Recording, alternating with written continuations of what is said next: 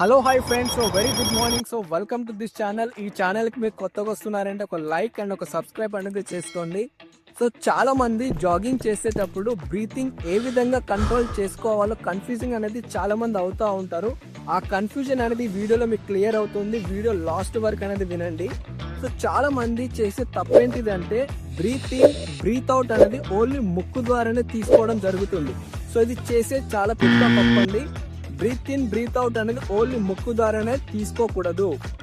మీకు ఎలా తీసుకోవాలి అంటే బ్రీత్ ఇన్ అనేది ముక్కు ద్వారా తీసుకోండి, బ్రీత్ అవుట్ అనేది మీ యొక్క నోరు ద్వారా చేయండి. ఇలా చేయడం వల్ల మీ యొక్క ఆక్సిజన్ తీసుకోవడానికి బ్యాలెన్స్ అవుతుంది. మీ యొక్క చెస్ట్ అనేది టైట్నెస్ అనేది తగ్గుతుంది. ఎగ్జాంపుల్గా చెప్పాలి అంటే 2 అడుగులు వేస్తూ ఇన్హేల్ చేయండి, తర్వాత 2 అడుగులు వేస్తూ ఎక్సెల్ అనేది చేయడం వల్ల మీ యొక్క బ్రీతింగ్ కంట్రోల్ అనేది ఈజీగా అవుతుంది. అలాగే మీరు జాగింగ్ కూడా స్మూత్గా చేయగలుగుతారు. మీకు బ్రీతింగ్ కంట్రోల్ రావట్లేదు అంటే స్పీడ్ తగ్గించి జాగింగ్ ప్లస్ వాకింగ్ అనేది చేయండి. అలా మీరు చేయడం వల్ల మీకు అలవాటు అవుతుంది. తర్వాత మీ యొక్క బ్రీతింగ్ కంట్రోల్ అనేది ఈజీగా అవుతుందండి. ఒక టెక్నిక్ వాడండి. ఈ యొక్క ఇన్ఫర్మేషన్ మీకు నచ్చితే please like, comment and share. Thank you so much.